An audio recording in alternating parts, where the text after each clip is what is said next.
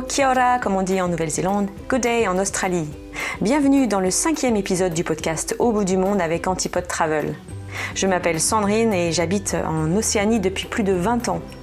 Chaque mois, je vous emmène en Nouvelle-Zélande et en Australie et je vous aide à préparer votre futur voyage. Dans chaque épisode, je vous fais découvrir une région, je vous emmène hors des sentiers battus et je partage avec mes invités l'actualité de ces deux destinations. Pour ce 5e épisode, direction Kaikoura dans l'île du Sud, avec mon invitée Maude, qui a habité plusieurs années dans la région et qui est une de nos conseillères voyage. Dans la rubrique conseils, je vous donne quelques idées de souvenirs à ramener du pays du long nuage blanc. Comme dans chaque épisode, on retrouve Johan, guide, photographe et cofondateur d'Antipode Travel, qui vous fait découvrir un animal natif.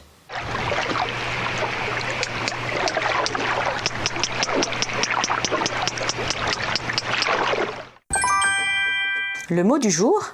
Le badge. Et avant de commencer l'émission, rappelez-vous que vous pouvez me laisser un commentaire, vous pouvez donner une note à ce podcast, ça m'aide beaucoup pour la diffusion. Et si vous souhaitez également que j'aborde des sujets particuliers, n'hésitez pas, contactez-moi, toutes les informations sont dans les notes. Allez, c'est parti pour ce 5e épisode. Aujourd'hui, je vous emmène dans une région que j'aime beaucoup. J'avais d'ailleurs pensé m'y installer. C'est Kaikoura, dans l'île du Sud. Et pour en parler, j'ai le plaisir d'accueillir dans ce podcast Maude. Bonjour Maude. Bonjour Sandrine. Alors Maude travaille avec nous depuis plusieurs années et elle a habité à Kaikoura de 2014 à 2019. Hein, c'est ça Maude ? Oui, c'est ça, à peu près un peu plus de 4 ans. D'accord. Et alors, on avait envie d'avoir un petit peu ton sentiment sur cette région, sur cette ville. C'est une petite ville, 2000 habitants à peu près. Et je me suis dit, voilà, Maude, dis-nous un petit peu comment c'était la vie à Kaikoura. Et d'ailleurs, peut-être déjà pour commencer, on peut la situer, cette ville, dans l'île du Sud. Donc, c'est à peu près à 2h30 de route au nord de Christchurch et 2 heures au sud de Picton à peu près, à mi-chemin. Et toi, alors, qu'est-ce qui t'a amené dans cette ville ? Alors, moi, c'était au tout début quand je suis arrivée en Nouvelle-Zélande il y a 10 ans maintenant. Je voyageais avec une amie et elle avait une possibilité d'emploi à Kaikoura, donc je l'ai suivie pour un peu aller visiter la région. Et puis j'ai moi aussi eu un coup de cœur sur Kaikoura parce que oui, c'est très très beau. C'est vraiment entre montagne et océan, donc on a une très belle vue sur une chaîne de montagnes derrière. Encore plus belle quand c'est un petit peu enneigé, c'est vraiment magnifique. Et puis aussi la mer, c'est le Pacifique qui a souvent une très belle couleur aussi, un bleu clair très beau. Donc j'ai eu un gros coup de cœur pour ce petit village, oui. Oui, c'est un peu pareil. Pour moi, c'était un coup de cœur, montagne et océan, et une petite péninsule où on peut voir d'ailleurs des animaux intéressants, puisqu'on peut voir des otaries. C'est ça, on peut voir pas mal d'otaries. Il y a une bonne colonie au niveau de la péninsule, à tel point que d'ailleurs, il faut un peu regarder où on marche, parce que elles sont un petit peu, elles se mettent où elles veulent, forcément, donc toujours me regarder où on met les pieds. Oui, et puis elles sont sur les rochers. La sieste. C'est ça. Elles sont sur les rochers, donc elles se confondent avec la couleur des rochers. Donc il faut faire attention. Bon, on les sent généralement. Oui, ça n'a pas une très très bonne odeur, en effet.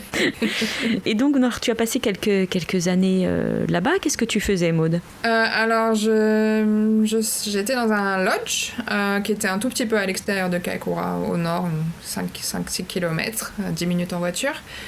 Un peu en hauteur, en plus, alors là, encore une fois, la vue était à tomber.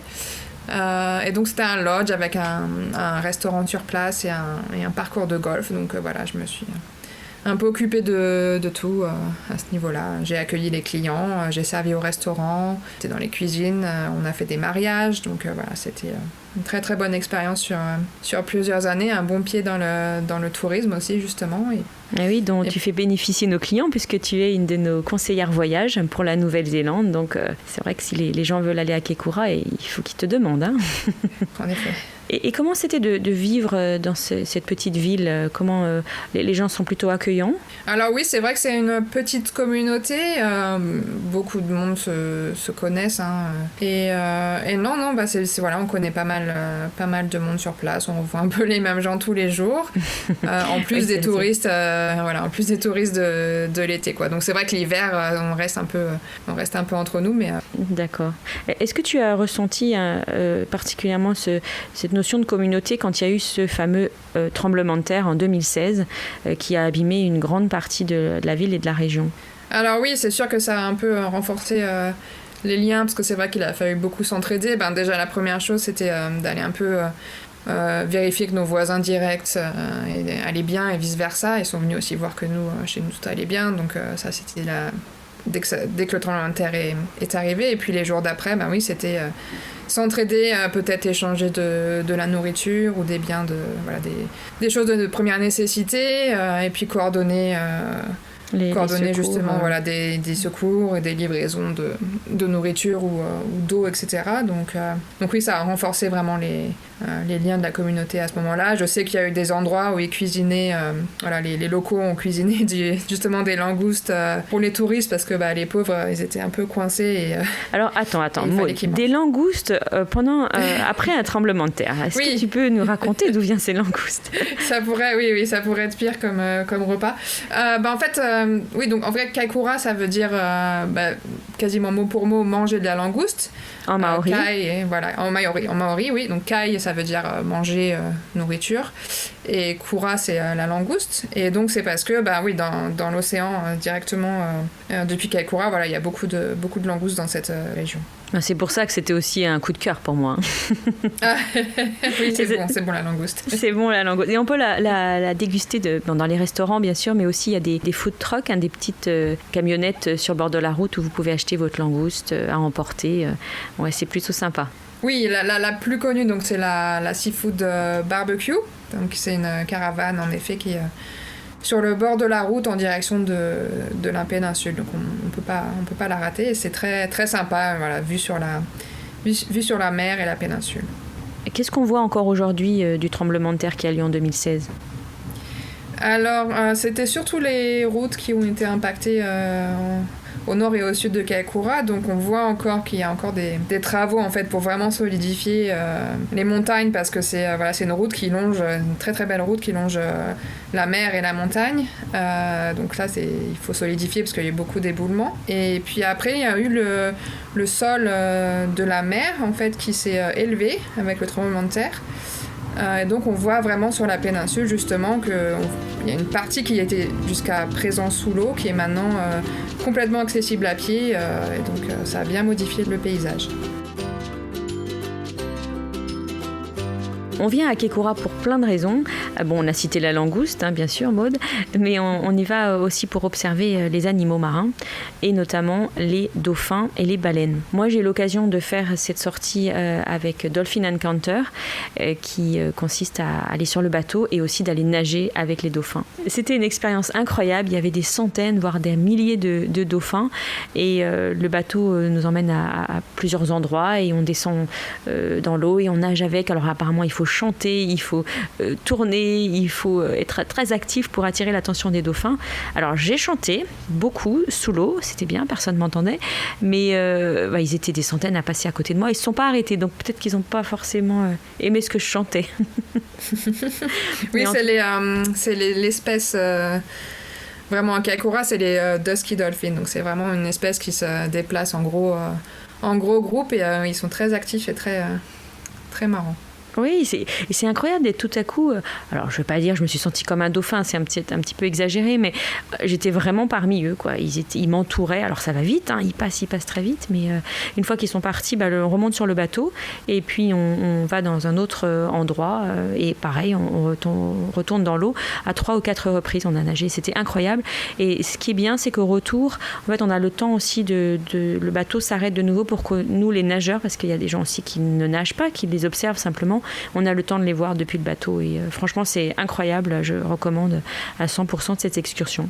Et il y a une autre excursion très connue qui est avec Whale Watch, qui consiste à aller observer les cachalots et les baleines qui font la réputation de Kaikoura. Est-ce que tu as eu l'occasion, toi, de faire cette sortie, Maud ? Oui, moi en plus j'ai eu la chance de le faire par bateau et par hélicoptère. D'accord. Qu'est-ce que tu as préféré ? Alors c'est deux expériences vraiment différentes. C'est sûr que forcément en étant sur un bateau on est plus près. Bien sûr il faut quand même que le bateau garde ses distances de sécurité, mais c'est quand même très très impressionnant, et puis il y a un silence un peu qui s'installe quand on s'approche, et c'est très impressionnant. Et puis quand on est dans un avion ou un hélicoptère, déjà on a la vue incroyable d'en haut, et puis on se rend compte un peu plus peut-être de la taille de la baleine et de son immensité. Donc voilà, c'est 2 expériences assez différentes, mais très bien toutes les 2. On peut aussi partir en mer sur des kayaks. Il y a des excursions guidées et on pourrait avoir la chance de pagayer à côté des dauphins. Et puis pour les amateurs d'oiseaux, il y a une sortie pour aller observer les albatros. Alors, comme tout le monde le sait dans ce podcast maintenant, Johan est un amateur, un adorateur des oiseaux, et il a fait cette excursion. C'est assez impressionnant de les voir si proches, ces albatros, ces géants des mers. Donc à recommander également. Et puis toi, je crois, Maud, tu as une passion pour un type de pêche particulière. Tu veux nous raconter ? Ah oui, justement, ça s'est un peu développé à Kaikoura, parce que comme tu as dit, Sandrine, il y a une faune marine très abondante à Kaikoura. La raison notamment, c'est qu'il y a un canyon sous-marin qui est vraiment très proche de la côte. C'est pour ça que les cachalots notamment sont dans la région, c'est qu'ils viennent se nourrir ici. Et donc du coup, voilà, il y a une faune marine très, très impressionnante. Et donc voilà, j'ai eu la chance un peu de plonger en masque et tuba, mais pour faire un peu de chasse sous-marine. Donc c'est juste, voilà, c'est des poissons locaux qu'on peut cuisiner après derrière. Voilà, bien sûr, il y a des règles à respecter. Il faut qu'ils aient une certaine taille. Il y a des espèces qu'on peut pas pêcher, mais voilà, c'était très impressionnant. J'ai pu voir des otaries nager à côté de moi, des très grosses raies, les raies pastenagues aussi. Il y en a beaucoup dans le coin qui sont immenses, mais très, très belles. Et voilà, non, j'ai beaucoup aimé développer et faire cette activité. Moi, je conseille de rester une nuit ou, si possible, 2 nuits à Kaikoura pour vraiment profiter de la région, faire des balades et puis faire des excursions pour voir tous ces animaux. Si vous aimez aussi la hauteur, je vous conseille une sortie en tyrolienne qui se fait dans une forêt au sud de Kaikoura. Les enfants adoreront. Et puis, une autre idée pour les amateurs de gastronomie, il y a des cours de cuisine qui sont faits au Apuku Kitchen. Et vous avez soit simplement un cours de cuisine, je dirais, un peu traditionnel, mais ce qui est bien, c'est que vous pouvez aussi aller en mer, choisir votre poisson, pêcher votre poisson, et ensuite le cuisiner avec un chef. Et ça doit être sympa. J'avoue, je n'ai pas encore testé, mais je crois que Maud, on devrait partir faire un petit week-end là-bas. Qu'est-ce que tu en penses ? Ça m'irait très bien. Ça me manque un petit peu de temps en temps, Kaikoura. Oui, parce que maintenant, tu es basée à Christchurch. C'est sûr que c'est plus grand. C'est ça. Et alors, en tant que local, ou anciennement, disons, local de Kaikoura, est-ce que tu aurais des bons plans à nous donner ? Peut-être, quel serait ton restaurant préféré ou ton café où tu aimais bien te faire une petite pause ? Alors, justement, on en a parlé. Moi, j'aime beaucoup le café au Dolphin Encounter. Ils ont un espace café avec des tables à l'extérieur. Et là encore, la vue sur la mer est très belle. Puis tout est très bon. Et puis après, peut-être pour le déjeuner ou le dîner, le plus connu et que j'aime beaucoup aussi, c'est le Pier Hotel. Donc c'est un tout petit peu à l'extérieur du centre, c'est en direction de la péninsule, et encore une fois, c'est vue sur la mer et les montagnes derrière. Et puis ils font des très bonnes langoustes, et puis il y a d'autres plats de fruits de mer et de poissons, ou de viande pour ceux qui préfèrent. Et quand on a bien mangé, après il faut quand même aller se dégourdir les jambes. Donc les balades que tu recommanderais, donc il y a bien sûr celle au bout de la péninsule pour aller voir les otaries en bas, et on peut monter et faire une boucle. Voilà, c'est ça. On peut faire une boucle, soit en effet en démarrant au-dessus de la péninsule et puis en descendant sur la plage, entre guillemets, où sont toutes les otaries, ou alors on peut faire un aller-retour qui va vraiment jusqu'au bout de la péninsule. C'est très facile, c'est du plat, donc ça se fait facilement pour les gens qui veulent se balader, les familles, etc. C'est très, très sympa. Et une autre idée de balade, Maud ? Alors peut-être pour ceux qui veulent quelque chose d'un peu plus intense, on peut marcher en haut du mont Fife, donc c'est une des montagnes qui est derrière Kaikoura, c'est la plus haute. Il y a même une petite cabane tout en haut pour y passer la nuit pour les plus courageux. C'est peut-être 5-6 heures aller-retour dans la journée si on veut le faire que sur la journée, mais ça permet d'avoir encore une fois une vue 360 et en hauteur sur Kaikoura et la péninsule. Donc il faudrait presque rester 3 jours finalement. C'est ça, il y a beaucoup de choses à faire finalement. Et puis les enfants adoreront aussi Kaikoura, c'est une destination famille par excellence. Et tu aurais un petit endroit coup de cœur pour les enfants ? Pour les enfants, il y a un mini-golf très sympa qui s'appelle le Emporium. Il est d'autant plus sympa que en fait c'est vraiment la thématique de Kaikoura, donc il y a un trou avec une sculpture de baleine. Il y a plein d'autres choses, des dauphins, etc. Donc c'est vraiment une activité sympa en famille. Et puis je sais qu'il y a aussi du lama trekking, donc c'est du lama faire un petit tour sur un lama. Voilà, je crois qu'il n'y a pas de poney ou de chevaux, donc c'est du lama là-bas. Donc ça peut changer, c'est marrant. Ben oui, il faut faire autre chose quand on part en vacances. Hein. Très bien. Et peut-être pour terminer, alors, qu'est-ce qu'on peut ramener comme souvenir à Kaikoura ? Nos clients nous demandent souvent, allez, qu'est-ce qu'on peut ramener de Nouvelle-Zélande ? Alors bien sûr, il y a toujours des choses à base de laine de mérino, à la base de choses faites avec du bois, avec du jade, mais est-ce qu'il y a quelque chose de particulier qu'on peut ramener de Kaikoura ? Donc le plus emblématique, ce serait peut-être le pawa, c'est une coquille de coquillage ormeau. C'est très beau, c'est quelque chose que n'importe qui peut trouver entre guillemets sur la plage, et puis il y a des magasins spécialisés qui les poncent et qui leur donnent une certaine couleur et brillance. Le pawa, et puis tout ce qui est lié à la mer, les coquillages. Oui, il y a des petites boutiques sympas, en tout cas dans le centre de Kaikoura. Donc, après une bonne sortie en mer, vous pouvez aller vous balader et profiter du village. Comme vous l'avez compris, on vous recommande vraiment de passer quelques jours dans la région de Kaikoura. En ce qui concerne les logements, vous avez tout type. Il y a à la fois des très bons campings, avec d'ailleurs des petites units ou des petits cottages qui sont à prix intéressant. Il y a des motels, il y a des hôtels, des bed and breakfast, et puis un lodge haut de gamme qu'on affectionne particulièrement, qui est le Hapuku Lodge, avec des cabanes de luxe, on va dire, dans les arbres, qui est un peu à l'extérieur de Kaikoura. Alors bien sûr, on peut arriver à Kaikoura en voiture, la plupart des gens arrivent depuis Picton, mais il y a une autre façon d'arriver à Kaikoura, Maud. Oui, tout à fait. Il y a une très jolie ligne de train, donc c'est vraiment là du train touristique entre guillemets, mais c'est un train qui longe la côte de Picton, tout au nord de l'île du Sud, où on trouve aussi les ferries, et qui descend jusqu'à Christchurch, qui est à peu près au milieu de la côte est, et qui donc s'arrête aussi notamment à Kaikoura. Et on peut bien sûr s'arrêter à Kaikoura, y passer la nuit, et puis reprendre le train le lendemain pour descendre jusqu'à Christchurch. Et la ligne de train suit vraiment la côte pendant un long moment, et il y a des vues magnifiques. Oui, et puis forcément en train, il n'y a pas de jaloux sur qui prend les photos et qui regarde le paysage. Là, tout le monde peut en profiter. Ouais, c'est une très très bonne idée et un bon conseil. Donc vous laissez votre voiture, vous prenez le train jusqu'à Christchurch, et puis vous en reprenez une. On s'occupe de tout, bien sûr, que ce soit les transferts, la prise en main du véhicule, le train. Donc oui, ce serait une bonne façon, je pense, d'arriver à Kaikoura. En tout cas, merci beaucoup Maud d'avoir partagé tes connaissances sur la région de Kaikoura. Ça te manque, j'ai bien compris.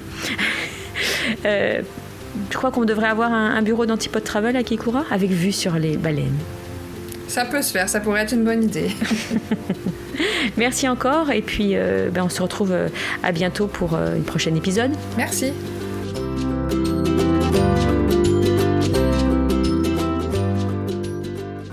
Quel souvenir peut-on ramener de Nouvelle-Zélande ?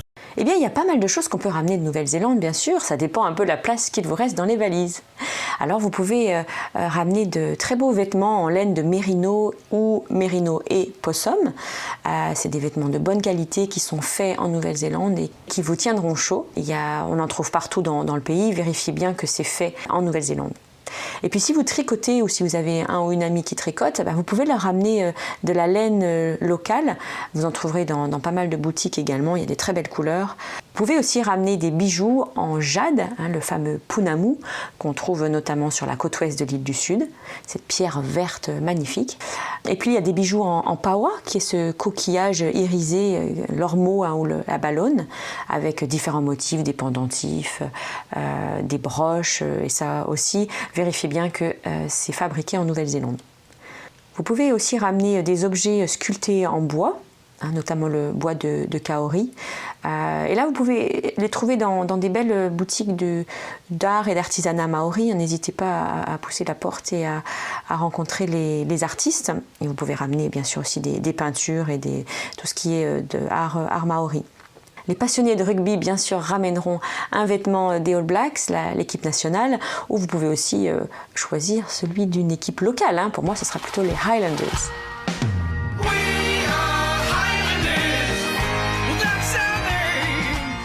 Une autre idée, c'est de ramener du miel local, notamment le fameux miel de Manuka, mais aussi, par exemple, des savons que vous aurez trouvés sur des marchés locaux qui vont vous faire penser et repenser à votre voyage. D'autres idées de souvenirs, ce sont des choses plutôt immatérielles, mais qui va vraiment vous rappeler votre voyage en Nouvelle-Zélande. Par exemple, vous pouvez faire une donation pour planter un arbre, ou alors carrément planter l'arbre lui-même. Il y a certains endroits où vous pouvez le faire, et là vous savez qu'il y a un petit peu de vous qui est resté en Nouvelle-Zélande, et c'est un souvenir. Vous pouvez aussi sponsoriser un animal en danger, par exemple le kiwi, ou aussi les manchots. Nous, par exemple, à Antipode Travel, on sponsorise Pohatu Penguins à Karoa, et on a notre petit manchot Peach, dont on a des nouvelles régulièrement. Voilà, c'est une donation, vous n'avez rien physiquement en échange, mais par contre vous avez fait un acte de protection de l'environnement en Nouvelle-Zélande. Vous pouvez aussi ramener des livres ou des magazines en anglais, ça sera bien pour pratiquer votre anglais. Et puis si vous avez encore un peu de place dans vos valises, ramenez une bouteille de vin. Si vous avez fait des dégustations et si vous êtes amateur de vin ou de bière d'ailleurs, c'est un souvenir qui plaira à vous et à vos proches. C'était donc quelques idées de souvenirs à ramener de Nouvelle-Zélande. Si vous avez d'autres idées, si vous avez ramené des choses un peu différentes, n'hésitez pas à me le dire. Vous pouvez mettre une note dans les commentaires ou m'envoyer un message directement. Et si vous m'envoyez des photos, je pourrai les partager sur notre page Facebook.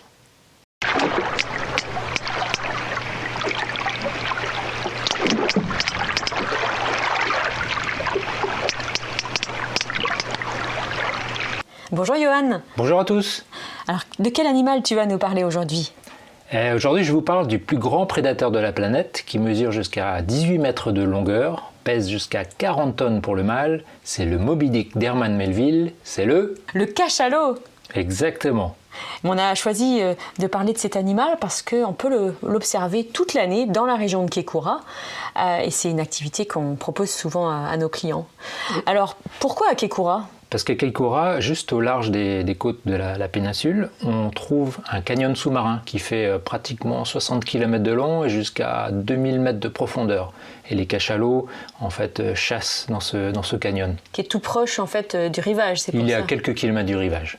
D'accord, donc le cachalot. Alors, juste brièvement, on parle souvent cachalot et baleine. Est-ce que tu peux nous dire un petit peu la différence ? Le cachalot fait partie de la famille des baleines à dents, si on veut, alors que les baleines traditionnelles, elles ont des fanons, elles n'ont pas de dents. Le cachalot, il a des dents, des vraies dents pointues, qui font certaines jusqu'à 1 kg chacune. Ah oui, et quand même. Elles ne sont que disposées sur la mâchoire inférieure. Donc il n'a pas de dents en haut ? Il n'a pas de dents en haut, non. Et dans Moby Dick, alors c'est une baleine ou un cachalot ? C'était un cachalot. On l'appelait la baleine blanche. C'est une erreur, on aurait dû l'appeler le cachalot, mais dans l'histoire, c'est un cachalot. C'est pour ça que j'ai toujours confondu alors. Oh, tu n'es pas la seule. Mais alors, à Kekura, on peut voir donc des cachalots qu'on appelle en anglais les sperm whales, c'est ça ? Exactement. En fait, les cachalots, on les reconnaît avec leur tête qui est disproportionnée, qui fait 1/3 de la longueur de leur corps. Et dans cette tête qui est un peu cubique d'ailleurs, les chasseurs de baleines et de cétacés en fait ont découvert ce liquide blanchâtre qui ressemblait à du sperme en fait, et ils ont pensé que c'était là qu'était stocké le sperme des cachalots. Et donc les Anglais l'ont appelé sperm whale, mais cette matière, c'est le spermaceti, c'est quelque chose qui lui sert en fait à plonger. Comment ça peut vraiment l'aider à plonger ? En fait, comme ils plongent à des profondeurs très, très importantes, tu sais que c'est des mammifères marins, donc sous l'eau, ils ne peuvent pas respirer. Donc en surface, ils ont besoin de l'air, mais la nourriture, elle est tout au fond. Et donc pour y aller, il faut dépenser beaucoup d'énergie pour nager, hein, cette profondeur de plusieurs milliers de mètres. Donc pour économiser cette énergie, ils ont ce système de spermacétie, donc c'est une espèce de cire qui est dans la tête. Ils arrivent à la densifier. Donc ça fait office de plomb, si on veut. Ça les aide à descendre, à plonger dans l'eau en faisant moins d'efforts. Et quand ils veulent remonter, ils vont... le liquéfier alors ? Pas le liquéfier, mais ils vont, comment on va dire, en faire une sorte de bouchon qui va l'aider à remonter en faisant du coup moins d'efforts. Il a moins besoin d'utiliser sa queue pour remonter. Il économise de l'énergie grâce à ce système qui est disposé dans sa tête. Et qu'est-ce qu'il a d'autre, Johan, comme particularité, ce cachalot ? Alors, il a une particularité qui est fascinante, c'est son système d'écolocation. Donc, beaucoup de mammifères marins utilisent ce système pour repérer leur proie. Hein. Ils émettent des ondes par leur tête et qui sont répercutées sur une proie ou un obstacle qui est revenu et récupéré par la mâchoire. Chez le cachalot, la puissance de cette écolocation est phénoménale. Est-ce que tu sais le niveau sonore en décibels d'un marteau-piqueur ? C'est très bruyant, un marteau-piqueur. Oui, c'est très bruyant. Je sais pas, peut-être 100 décibels, quelque chose comme ça ? Voilà, 100, 110. Un avion réaction décollage, c'est à peu près 150 décibels. Ça peut nous rendre sourds, d'accord ? On pense qu'au-delà de 180, ça peut tuer un humain. Eh bien, un cachalot crée des sons de 230 décibels. Waouh, c'est super bruyant dans l'eau alors. C'est extrêmement bruyant. En fait, un cachalot qui émettrait ce son à nous à proximité, il nous tuerait. Bah, du coup, c'est comme ça qu'il va tuer ses proies ? On a pensé que c'était le cas et les dernières études ont montré que c'est peut-être pas ce système qu'il utilise pour tuer ses proies. En tout cas, ne vous inquiétez pas, vous allez pouvoir observer ces animaux sur un bateau. Vous n'irez pas dans l'eau, vous risquerez pas d'entendre les cachalots. Donc 2 possibilités de voir ces cachalots. D'abord en mer et puis aussi on peut les voir depuis le ciel. J'ai l'occasion de les observer depuis le ciel, donc en prenant un avion qui survole la région. Alors c'est vrai qu'on peut du coup voir les cachalots en entier, on peut les voir sortir de l'eau, c'est impressionnant, mais on n'est pas très très proche d'eux. Par contre, on a une vue magnifique sur la région avec la péninsule de Kokura et puis les montagnes derrière. Donc c'est très beau, mais l'expérience pour moi personnellement cachalot est un peu plus distante. Toi, tu as l'occasion plusieurs fois de le faire depuis la mer, donc est-ce que tu peux nous raconter un petit peu comment ça se passe ? Depuis la mer, oui, en fait, ils disent que ça prend à peu près 3 heures, mais on est 2 heures sur l'eau, en fait. Le bateau est assez grand, il y a, je sais pas, quelques centaines de personnes sur le bateau, mais on voit très bien. On prend un peu de temps à aller les chercher, parce qu'ils doivent écouter pour savoir où ils sont, les cachalots, et il ne faut pas s'imaginer d'en voir des dizaines. Généralement, on en voit 1 ou 2. Si on en voit plus que ça, c'est une très belle journée. Et on les voit pas aussi bien que depuis les airs. Par contre, on voit très très bien quand ils plongent. On voit bien la queue qui s'élève. Et ça, c'est vrai que c'est magnifique. Avec en plus derrière, il y a les montagnes des Kaikoura. Donc ça fait un petit bonus ça quand ils plongent. Mais avant ça, on passe un petit peu de temps quand même à les chercher.